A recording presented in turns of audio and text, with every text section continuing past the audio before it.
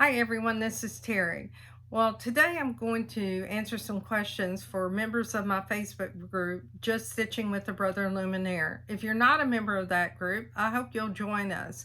I do record videos for both the Luminaire PE Design 11, BES 4, and the Brother Scanning Cut. So let's get started. Okay, we're going to go to embroidery. Now, the person that asked me a question had actually stitched a design with a Nita Good design, and she had it stitched out. She scanned it in her hoop. What I would recommend that she does instead is she opens up that original design, and I'll use a built-in design that's going to be representative of her design. So I'll just go into category 4, and I'm going to choose this butterfly, and let's set it. Now, what she should do is hoop her fabric, and she can use this scan function so she can scan that design and then open up her design on her USB stick and make sure that it's placed right on top of her already stitched design, because what she's wanting to do is to do echo quilting. Now there's several ways to do echo quilting. One of the fastest ways is to use what's built into the machine. So let me show you that. So if you have your design here and you want to have continuous echo quilting, and by the way, I have a display of a hoop here that is a 9.5 by 9.5 hoop. Now, like some machine manufacturers, once you select a hoop size, you can't go outside the boundaries of that hoop size, but you'll see with the Luminaire you can. I could duplicate designs, have them outside the hoop. The machine is going to tell me when I get ready to stitch that I can't use this 9.5 by 9.5 hoop. I have to choose a larger hoop, and you can see that right here. You'll see that the largest hoop is 10 5/8 by 16. On my machine, this is a 9.5 by 9.5. This is a 5 by 7, and that's the 4 by 4. So I know if I have it in that position, I have to use the largest hoop. If I move it down, I'm not going to be able to see all of the hoop sizes because it would take up too much room on the top of the screen. But I do have a good idea of what size hoop it'll fit into simply by using these 4 hoop sizes that are representative of some of the dimensions of the hoop. Now, if I want to move it back to the center, I'll choose move, and I'll just move it to the center. You can also do this under size, so you can see you can move it to the center. If she uses the scan function and scans that already embroidered design, she can move this design around depending on how she's hooped it. But more than likely, what she'll want to do is to hoop this dead center, because she has this in a quilt block, and she'll want to have the stitching that she has to be symmetrical within that block. So now she has the design here. If she does her echo quilting in embroidery, all she has to do is go to the edit menu and choose the icon here that looks like stippling. And when she gets in this menu, she'll select the hoop size. Now, if you go to the left, it goes to the smallest hoop size. If you go back to the right, it'll move down in sizes from the largest to the smallest. And I wanted the 9.5 by 9.5 for my example. So right now I have stippling, but you'll also notice that I have echo quilting, and because I have upgrade kit 2 on my Luminaire 1, I also have this icon for background fills. Now if you have an original Luminaire and you don't have any of the upgrades, you'll just have these first 2 icons. So let's go to the echo quilting icon, and you see it retained that hoop size. Now this is where I can choose to have this space differently. So if I wanted to change the distance, I can do that. Now what happens every time you do this, it's got to recalculate. So if you want to change it more, what I suggest that you do, if you, for instance, wanted this close to 1/4 of an inch, that you keep clicking or touching that till you get to that point. And so that's the distance from the outside of the design. Now I also want to change that spacing to 1/4. And if I hold my mouse button down, and let me get close to 1/4 of an inch, you'll see that I'll also get that spacing 1/4 of an inch away. So this is a fast way to do echo quilting on the embroidery side. Now, what if you don't want to have this type of echo quilting? Let's say you just want to have an echo around the design and maybe add a couple more echoes around it. You can do that. So let me show you how to do that. It's a little more challenging. It's easier in software, but I'll show you how to do it. So I'm going to choose cancel. I have my design here. What I want to do is to create a stamp.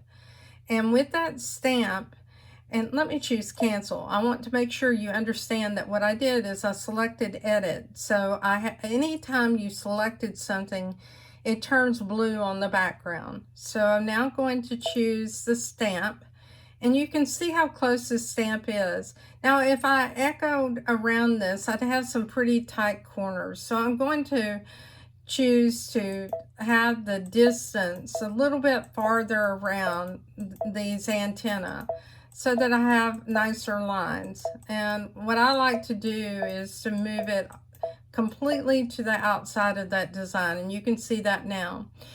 You'll also see this option down here that's inside. Now I have that turned off. You will only see this if you have a Luminaire 2 or a Solaris 2 or you have Upgrade Kit 2. We're going to go ahead and leave it as it is now, and we'll save that to memory.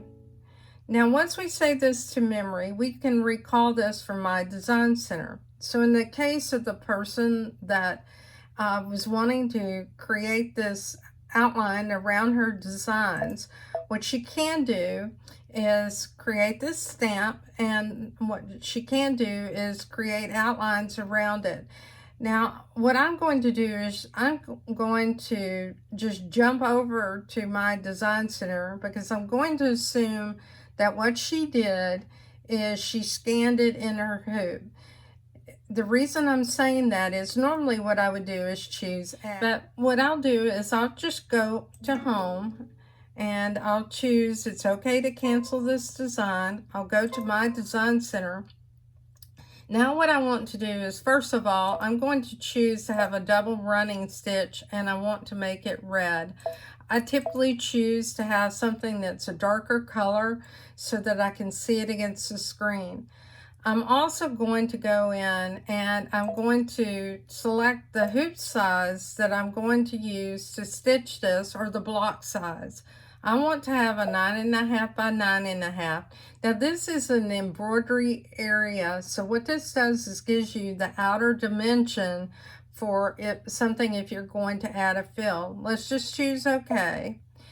And if you notice, there was an offset for that. If I go back into it and let me show you again, you see here on the offset, if you wanted to have that offset set to something else, you can change it. I'll just choose cancel. Now you can see that I have that red stitching right here. That gives you a place, if you are constructing something, you could use that to construct and cut against that line, but it also gives you a place, like if you're adding a binding or something. If you want, you can make this a no stitch line and still use it as a boundary, and that's one of the things I often do. So what I'll do is I'll go into my properties, I'll choose no sew, and you can see that's now turned black. All right, we're going to now retrieve our stamp, and I'll go to the stamp, and you can see I've done this more than once, and I'll just pick up that stamp and choose OK. Now I do want to choose to have a running stitch around that that's going to be a double run. So I'll go back into the properties, choose that double running stitch, we have the red, take the bucket and apply it. So right now I have echo quilting around that. Well, what if I want to echo around it again? I can do that. So what I'm going to do is I need to duplicate it, and I also need to make sure it's selected.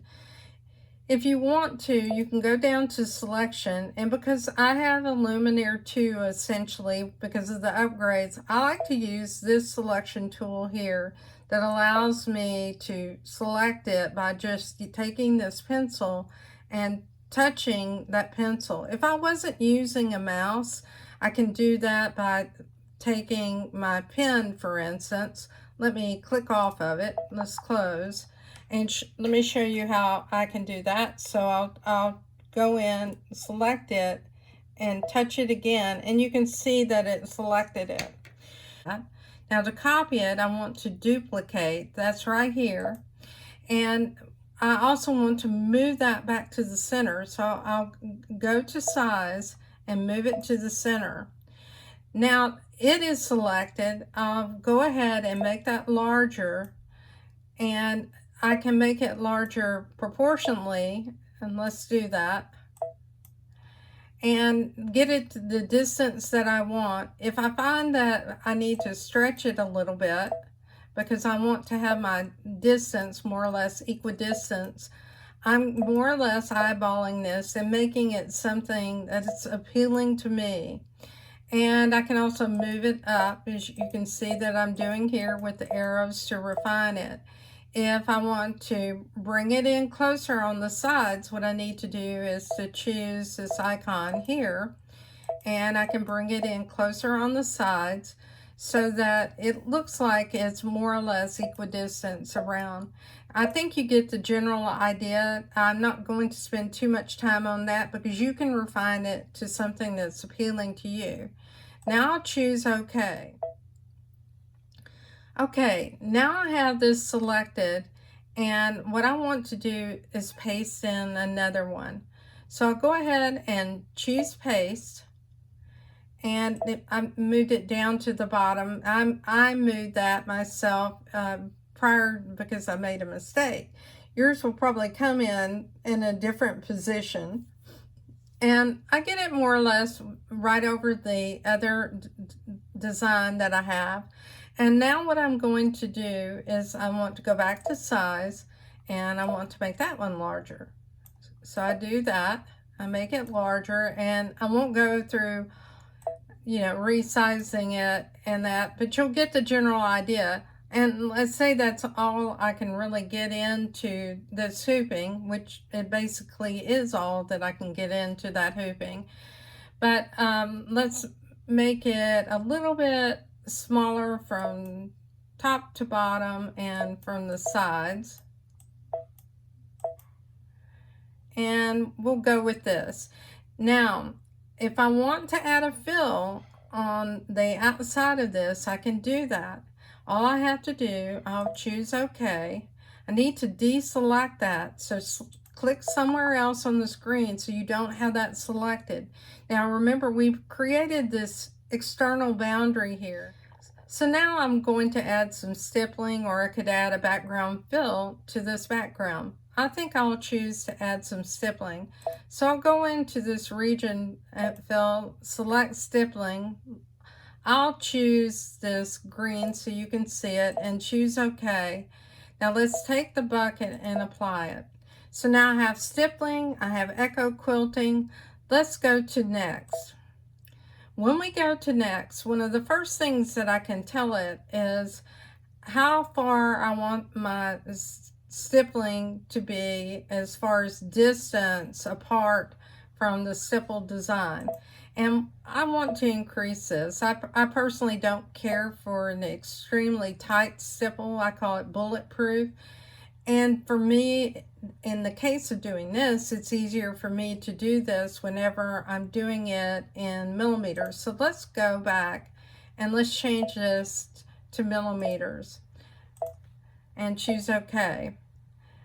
So right now this is 16 millimeters. I think I'm going to make it more like 12. So we'll get to 12 millimeters. And by the way, if you hold your mouse key down, and you will see that you can advance faster if you do that. So now we have 12 millimeters, and we can take a look at that and see if we like it. And I like it, so I'll go ahead and choose that.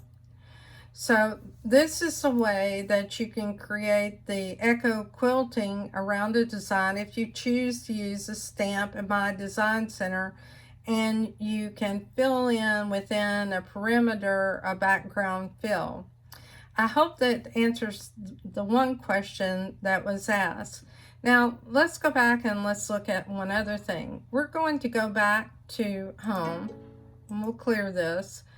And by the way, you wouldn't want to do that if you wanted to stitch it out. You would want to make sure that you chose set, but to take it into embroidery. We're going to go back to embroidery, and what we're going to do is to retrieve that same design that we used earlier, which was that butterfly, and bring that on the screen and choose set. Now, there are other ways to create fills around designs, and what I'm going to do is go back to edit, and I want to go back into the stippling icon, and then what we're going to do is we're going to choose the fill size. Now I'm using a 9.5 by 9.5 frame, so what this is going to do is it's going to create that fill to a boundary of 9.5 by 9.5. I could put this in a 10.5 by 16 inch frame, or 10 5/8 by 16. But what I choose to do in this case is to use that same 9.5 by 9.5. If you have Upgrade Kit 2, or you have a Luminaire 2, you have the ability to use all of these background fills here. So you can change the distance from your design. If you don't want it to be right on your design, you can change that. And then you can also change the overall size. Now, one of the things you're going to notice is that it also will create a little echo around your design. Let me make that distance a little bit farther so you can see it. And you can see that butterfly that I have here, and you see there is a single echo around it. I'll make it a little bit farther. And you can see that echo that's around the design. I'm going to change this to about 150%. And let's say that I'm satisfied with that. I'll choose OK. I'm going to go to my thread chart, and in my thread chart I'm going to move down. Let's move down till we get to that echo quilting, and here it is. And I'm just going to make that green just because I can, and we'll move down in my thread chart here. Let's make it this bright green because you can see it, and choose OK. So now you can see that I have the echo quilting here, and I have the butterfly. Let's see right now what's going to stitch first. We'll go in and let's just look at this, and we'll look at the stitch player. And the first thing that's going to stitch is the butterfly. If I speeded this up significantly, you'll see that the background fill will be the last thing. Let's close it. So let's go to this icon right here. This is on a Luminaire 2, and it's also on a Luminaire 1 that has Upgrade Kit 2. This allows you to reorder that stitching, so you can see it selected this area, or I can select the top one, and I want to move it to the bottom, and I'll choose OK. So now if we go and we watch that stitch out, and we make this larger so you can see it, you're going to see that the first thing that it's going to do is to stitch that background fill, and then it will stitch your embroidery design.